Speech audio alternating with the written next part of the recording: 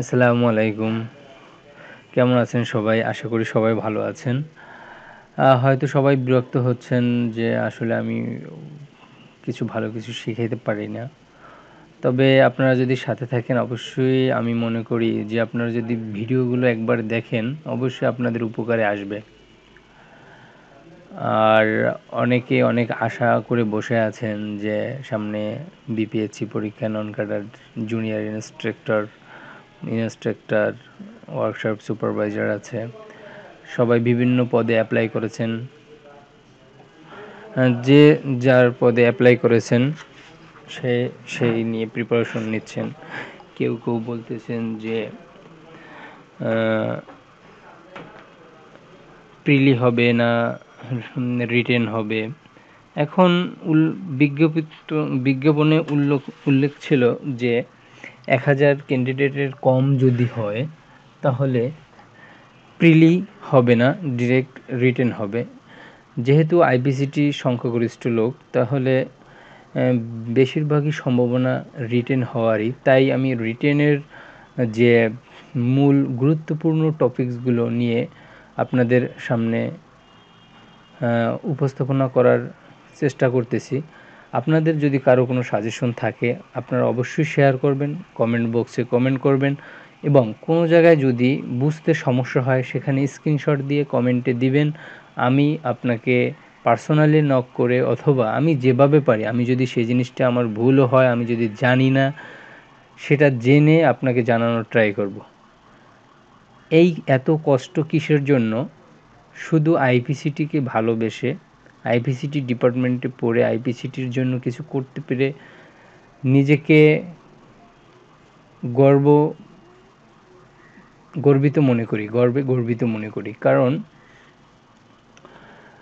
আমরা একটা ডিপার্টমেন্ট, যে ডিপার্টমেন্টের কোনো নিয়োগই ছিল না, তো অনেক বড় ভাইরা অনেক পরিকল্পনা করে বিভিন্ন অধিদপ্তরে চিঠি দরখাস্ত দিয়ে বিভিন্ন জায়গায় আন্দোলন, প্রোগ্রাম, যেখানে যা দরকার হয়েছে নিজের টাকা খরচ করে বড় ভাইরা আমাদের জন্য অনেক কিছু করেছে। যাই হোক, সে কথা বললে আসলে অনেক হিস্টোরি তার। এই আইপিসিটি ডিপার্টমেন্টের নিয়োগটা নিয়ে আসার যে পূর্বের যে হিস্টোরি আসলে বলে কখনো শেষ করা যাবে না। শুধু আইপিসিটি না, যে অবহেলিত প্রায় 31টি ডিপার্টমেন্ট অনেক পরিশ্রম করেছে তাদের নিয়োগের জন্য। যাই হোক, অবশেষে আমাদের নিয়োগ এসেছে। সেজন্য আমরা সবাই একটু ভালো প্রিপারেশন নিয়ে পড়াশোনা করার চেষ্টা করব। তো আজকের বেশি কথা না বলে মূল টপিকসে যাই। আজকে আপনাদের দেখাবো ইন্ডিকেটিং ইনস্ট্রুমেন্টের মূলনীতি। আমি কিছুদিন আগে, 2 দিন আগে হয়তো একটা ভিডিও দিয়েছিলাম যে ইলেকট্রিক্যাল ইনস্ট্রুমেন্টগুলো কি কি, যে বৈদ্যুতিক যে রাশিগুলো পরিমাপ করা হয় যে যন্ত্রের সাহায্যে, সেগুলোকে ইলেকট্রিক্যাল ইনস্ট্রুমেন্ট বলে। তো ইলেকট্রিক্যাল ইনস্ট্রুমেন্টের মধ্যে একটা ছিল ইন্ডিকেটিং ইনস্ট্রুমেন্ট আর একটা ছিল ইন্টিগ্রেটিং ইনস্ট্রুমেন্ট। আজকে আপনাদের দেখাবো ইন্ডিকেটিং ইনস্ট্রুমেন্টের মূলনীতি। তো চলুন দেখা যাক যে ইন্ডিকেটিং ইনস্ট্রুমেন্টের মূলনীতি কি।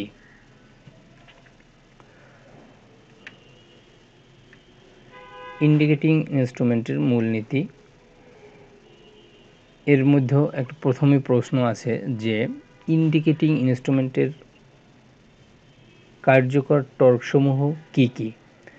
কার্যকর টর্কসমূহ 3 ধরনের, যেটা 1 নম্বর হলো ডিফ্লেক্টিং টর্ক, 2 নম্বর হলো কন্ট্রোলিং টর্ক, 3 নম্বর হলো ড্যাম্পিং টর্ক। পরবর্তীতে আছে ড্যাম্পিং টর্ক কি। ড্যাম্পিং টর্ক হলো ইন্ডিকেটিং ইনস্ট্রুমেন্টে চূড়ান্ত বিক্ষেপিত অবস্থানে মুভিং সিস্টেমকে অত্যন্ত দ্রুত স্থির অবস্থায় আনার জন্য যে বল প্রয়োগ করা হয় তাকেই ড্যাম্পিং টর্ক বলে। অর্থাৎ আপনি যদি মিটারের ভিতরের ডায়াগ্রাম দেখেন অবশ্যই বুঝতে পারবেন যে এক মিটারের ডায়াগ্রামের ভিতরে একটা জিরো স্কেল পয়েন্টে নিয়ে আসার জন্য একটা বল প্রয়োগ করা থাকে। আর এই যখন আমরা সাপ্লাই দেই মিটারকে কোনো লোড পরিমাপ করার জন্য, তখন 0 পয়েন্ট থেকে সে 10 বা 12 এরকম একটা পার্ট দেয়। সেই পার্ট থেকে দ্রুত গতিতে স্থির অবস্থায় যে ওই জিরোতে নিয়ে আসার জন্য যে বলটা প্রয়োগ করা হয় তাকেই ড্যাম্পিং টর্ক বলে। তো স্প্রিং কন্ট্রোল কি? স্প্রিং কন্ট্রোল হলো যে কন্ট্রোল সিস্টেমে ইনস্ট্রুমেন্ট এর মুভিং সিস্টেমের সাথে আটকানো একটি স্প্রিং থাকে তাকে স্প্রিং সিস্টেম বলে। আটকানো স্প্রিং এর টানের থেকে বল ও টর্কের সৃষ্টি হয়।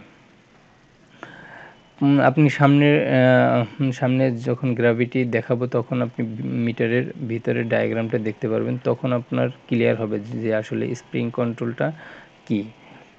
তো গ্র্যাভিটি কন্ট্রোল কি? গ্র্যাভিটি কন্ট্রোল একটু মনোযোগ সহকারে বুঝলে আপনার এই দিয়েও আপনাদের একটা ম্যাথ আছে, ম্যাথটা সলভ করানো সম্ভব। গ্র্যাভিটি কন্ট্রোল হলো যে কন্ট্রোল সিস্টেমে ইনস্ট্রুমেন্ট এর মুভিং সিস্টেমের সাথে যুক্ত একটি দণ্ড বা বাহুর সাথে একটি ছোট ওজন বা পদার্থ ঝুলিয়ে দেওয়া হয় তাকেই গ্র্যাভিটি কন্ট্রোল সিস্টেম বলে। উক্ত ওয়েটটি মাধ্যাকর্ষণ ত্বরণের সাথে ক্রিয়া করে কন্ট্রোলিং টর্ক সৃষ্টি করে। এটা হলো মিটারের ভিতরের ডায়াগ্রাম। এই যে এটা দেখছেন এটা হলো কন্ট্রোল ওয়েট, এটা দ্বারা কন্ট্রোল করা হয়। যে দেখেন এই বলের কারণে এখানে যেহেতু একটা মনে করেন ওয়েট দেওয়া হয়েছে, সেই কারণে এই কাঁটাটি 0 পয়েন্টে আছে। যদি আমি এখন একে পাওয়ার সাপ্লাই প্রয়োগ করি তাহলে এই যে ওয়েট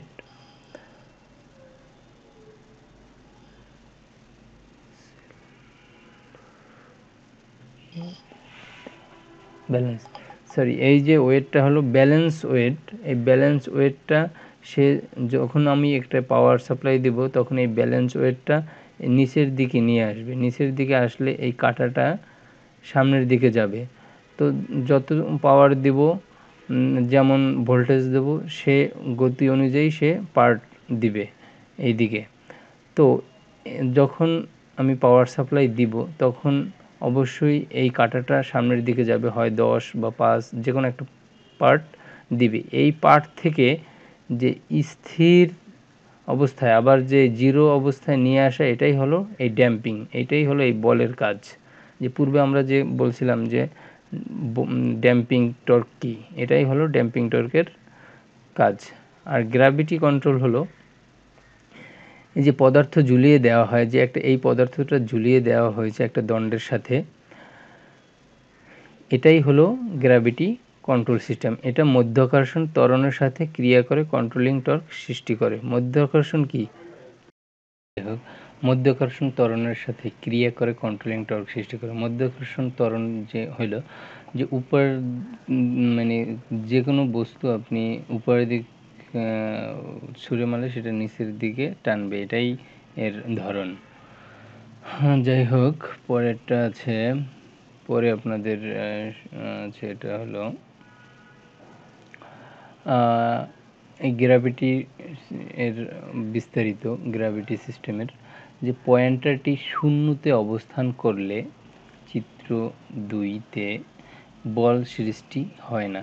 পয়েন্টারটি যখন শূন্যতে অবস্থান করে, দেখেন এই যে এই পয়েন্টারটা শূন্যতে অবস্থান করলে এটার কোনো বল প্রয়োগ করবে না। যদি এই জিনিসটা এই পর্যন্ত আসে তখন এটা এই দিকে একটা চাপ প্রয়োগ করবে, তখন এটা বল সৃষ্টি করে, সেটাই বলছে।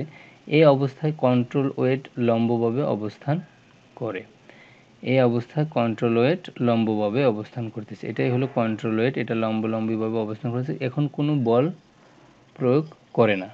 এখানে ডব্লিউ সমান কন্ট্রোল ওয়েটের ওজন, যা নিচের দিকে কাজ করে। এই কন্ট্রোল ওয়েটের ওজনকে ডব্লিউ দ্বারা প্রকাশ করেছে।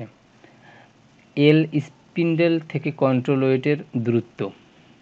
এল হলো স্পিন্ডেল, হলো এই যে শূন্য গোল যে চিহ্নটা আছে, এটা হলো স্পিন্ডেল, পিভট স্পিন্ডেল। এখান থেকে এই যে কন্ট্রোল ওয়েটের দূরত্ব, এটাকে প্রকাশ করেছে এল দ্বারা। আর থিটা হলো ডিগ্রি বিক্ষেপণ ডব্লু বলের দুটি উপ অংশের সৃষ্টি হয়। যখন বল প্রয়োগ করা হয় তখন যে কর্ণের সৃষ্টি হয় সেটাকে আমরা থিটা দ্বারা প্রকাশ করি। তো 1 নম্বরে আছে ডব্লু কস থিটা, যা কন্ট্রোল ওয়েটটিকে তার বিক্ষিপ্ত অবস্থানে ধরে রাখে। ডব্লু কস থিটা দ্বারা কন্ট্রোল ওয়েটটিকে যে বিক্ষিপ্ত অবস্থায় ধরে রাখে সেটাকে ডব্লু কস থিটা দ্বারা প্রকাশ করে। এবং ডব্লু সাইন থিটা, যা ডিফ্লেক্টিং বলের বিরুদ্ধে কাজ করে। ডিফ্লেক্টিং বল শূন্য হলে কন্ট্রোল ওয়েটকে পূর্ব অবস্থানে ফিরিয়ে আনে। ডিফ্লেক্টিং বল যদি শূন্য হয়, এই যে বলটা যদি শূন্য হয় তাহলে এটাকে পূর্ব অবস্থায় ফিরিয়ে আনাই হলো যে সিস্টেমে ফিরিয়ে আনে সেটাকে প্রকাশ করে ডব্লু সাইন থিটা দ্বারা। সুতরাং ডব্লু সাইন থিটা বল ই নিয়ন্ত্রণ বল হিসাবে কাজ করে, কন্ট্রোল বল হিসাবে ডব্লু সাইন থিটা কাজ করে। উক্ত কন্ট্রোলিং বল হতে ঘূর্ণন অক্ষের দূরত্ব এল। সুতরাং গ্র্যাভিটি কন্ট্রোল ইনস্ট্রুমেন্টে সৃষ্ট কন্ট্রোলিং টর্ক কী হবে? তাহলে টিসি কন্ট্রোলিং টর্ক, সি দ্বারা প্রকাশ করে কন্ট্রোলিং, টি দ্বারা টর্ক। কন্ট্রোলিং টর্ক সমান সমান বল গুণ দূরত্ব। বল কি প্রকাশ করছে? ডব্লু দ্বারা। কন্ট্রোলের ওয়েটের ওজন ডব্লু দ্বারা, এবং দূরত্ব এল। কন্ট্রোলিং টর্ক সমান সমান বল গুণ দূরত্ব সমান সমান বল হলো ডব্লু, দূরত্ব হলো ডব্লু সাইন থিটা, আর দূরত্ব হলো এল। সুতরাং এল আর ডাব্লু এক ব্র্যাকেটে নিলাম, সাইন থিটা, ডব্লু এল সাইন থিটা। এখানে ডব্লু এল কে আমরা কেজি সাইন থিটা লিখতে পারি। কেজি হলো ডাব্লু এল এর একটি ধ্রুবক। আমরা জানি যে ধ্রুবকে আমরা সমান সমান যদি সমানুপাতিক চিহ্ন থাকে সেটাকে সমান সমান চিহ্ন লিখতে পারি, এবং সমান সমান চিহ্ন থাকলে সেটাকে আমরা সমানুপাতিক চিহ্ন আকারে লিখতে পারি। এখানে কেজি যে জিনিসটি লিখছি, কেজি সমান সমান ডাব্লু এল, তাহলে কেজি সমান সমান ডাব্লু এল স্প্রিং কন্ট্রোল ইনস্ট্রুমেন্টের সমানুপাতিক ধ্রুবক। সুতরাং গ্র্যাভিটি কন্ট্রোলের ইনস্ট্রুমেন্টের কন্ট্রোলিং টর্ক টিসি সমানুপাতিক সাইন থিটা।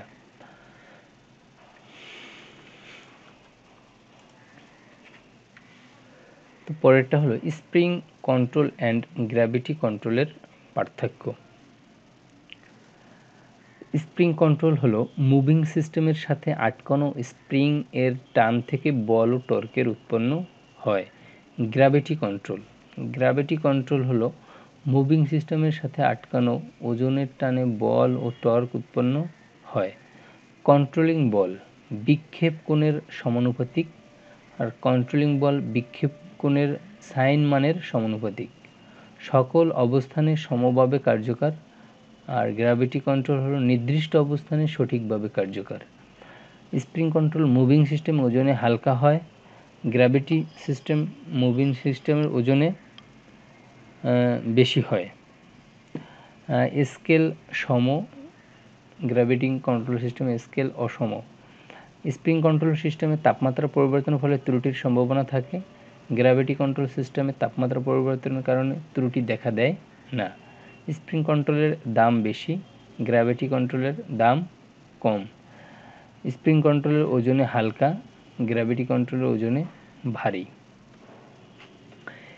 এটা হলো মিটার দুই ধরনের হতে পারে, যে স্প্রিংয়ের দ্বারা কন্ট্রোল করতে পারে অথবা গ্র্যাভিটি কন্ট্রোল করতে পারে। স্প্রিং দ্বারা যে কন্ট্রোল করলে যে মিটার দ্বারা যে প্রবলেম বা উপকার সেগুলো ডান সাইডে লেখা হয়েছে। আর গ্র্যাভিটি কন্ট্রোল যে বল প্রয়োগের মাধ্যমে যে কন্ট্রোল করা হয়, যা পরিমাপ করা হয়, যে আপনার পূর্বের যে চিত্রের মাধ্যমে দেখলেন যে কোথায় বল, গ্র্যাভিটি বল ইউজ করা হয়েছে, সেটা হলো বাম সাইডে এর সুবিধা অসুবিধা দেওয়া হলো। তো পরবর্তীতে হলো স্প্রিং কন্ট্রোল অ্যান্ড গ্র্যাভিটি কন্ট্রোলের তুলনা। স্প্রিং এবং গ্র্যাভিটি কন্ট্রোল ইনস্ট্রুমেন্টের তুলনা। বিভিন্ন ধরনের ইনস্ট্রুমেন্ট এর ডিফ্লেক্টিং টর্ক বিভিন্ন হয়। কোনো কোনো ক্ষেত্রে ডিফ্লেক্টিং টর্ক কারেন্টের বর্গের সাথে, আবার কোনো কোনো ক্ষেত্রে কারেন্টের সাথে সরাসরি সমানুপাতিক হয়। সুবিধার্থে ডিফ্লেক্টিং টর্ক কারেন্টের সাথে সরাসরি সমানুপাতিক ধরা হলো। অর্থাৎ ডিফ্লেক্টিং টর্ক কারেন্টের সাথে সমানুপাতিক হলে টিডি ডিফ্লেক্টিং টর্ক সমানুপাতিক আই। সমান সমান টিডি সমান সমান কে আই। এই যে দেখেন সমানুপাতিক চিহ্নটা আছে, এই সমানুপাতিক চিহ্নর পরিবর্তে আমরা সমান সমান দিয়েছি এবং কে একটি ধ্রুবক লিখেছি। যখন সমানুপাতিককে সমান সমান চিহ্নে রূপান্তর করব তখন তার সাথে একটি কে বা ধ্রুবক দিতে হবে। তো স্প্রিং কন্ট্রোল ইনস্ট্রুমেন্টের ক্ষেত্রে কন্ট্রোল টর্ক টিসি সমান সমান কে এস থিটা। মুভিং সিস্টেমের স্থিতি অবস্থায় টিসি সমান সমান টিডি। কন্ট্রোল টর্কও যা, ডিফ্লেক্টিং টর্কও তাই যখন স্থিতি অবস্থায় থাকে মুভিং সিস্টেমটা। সমান সমান কে এস থিটা সমান সমান কে আই। তাহলে টিসি সমান সমান কে এস থিটা, টিডি সমান সমান কে আই, এখান থেকে এটা লেখা হয়েছে। সুতরাং থিটা সমান সমান কে বাই কে এস আই, অথবা এই কে বাই কে এস হলো একটি ধ্রুবক, সুতরাং থিটার সমানুপাতিক আই। তো গ্র্যাভিটি কন্ট্রোল ইনস্ট্রুমেন্টের ক্ষেত্রে কি কি কি কি করতে হয়, যে কন্ট্রোলিং টর্ক টিসি সমান সমান কেজি সাইন থিটা, কেজি এখানে একটি ধ্রুবক। পয়েন্টার স্থিতি অবস্থায় টিসি সমান সমান টিডি, কেজি সাইন থিটা সমান সমান কে আই, টিসি সমান সমান কেজি সাইন থিটা, এই যে এখান থেকে মান বসাইছি। টিডি সমান সমান পূর্বেই লিখছি টিডি সমান সমান কে আই।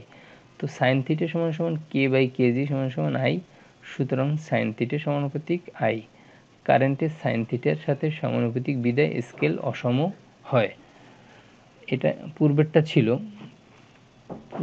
ছিল যে থিটার সমানুপাতিক আই, আর পরেরটা হলো কারেন্টের সাথে সাইন থিটা সমানুপাতিক আই। সাইন থিটা বিদায় এখানে সাইন যুক্ত হয়েছে বিদায় এর সাথে সমানুপাতিক স্কেল অসম হয়।